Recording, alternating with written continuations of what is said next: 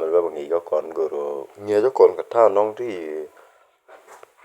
nuer keyboard đi je download ke je kan ta nong download ke je nyen goro mbo goro de kon ngi ke je wana mene wana ka play store wana mene je non ni play store twanyo ya bi su jen bi o touch nuer keyboard je non wa mo che non wa bi nuer keyboard bi ju try e chi twanyo non ni che non wa mo ne be su install ben install believe no ko gwada libi je bero install ka jamana kam ku install na mi jiram new kana spin tv goro di surprise ko di je share de je mat kan it ko ken kel ko ana mo goro mo de let ki jimono be ja laare ko de nyoze ana ko di janga okay jana charo install ko lo irar wana mene ko lo back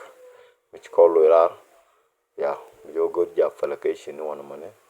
ko no ja application wana mane bi jawnen ya ne pingo ya ne gome ya ne nor keyboard bi jutwa mission no bi ju tong ni algo mo no ka bot ka wan bi twa bi ofen gwa mo no lep mi loira bi ñëw twañ karaw do mo ne ka gwar mo no ko be yul no gwar be kul no ngaro ka bod ka mu ko men ki gu ma te ngor no ci loira ñëw bi twañ ki yes ya cet kata mo ko jen ci wa ko facebook ki wa ko ya wa facebook de wo comment ka do no cet kata video ma de ñëw de comment di tan da ngoro ya ni ene de dor go mana sugar and sugar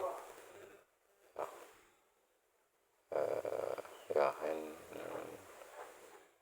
gatuk ya de sugar go mana ala jata dong de jitung nuare de ji use ke ka jen ka facebook du ka android phone di je download ka di je to use ta nong di je install ka je ke lew ka ta nong di je use ka je ka comment section du ya ta mi goro bi ya comment ta di je use ka je comment jen go ngoro nyoto ya ko ta bi use ka je ko ya par we jen bi ya gor ta ka ni ka platform la ka di alta ta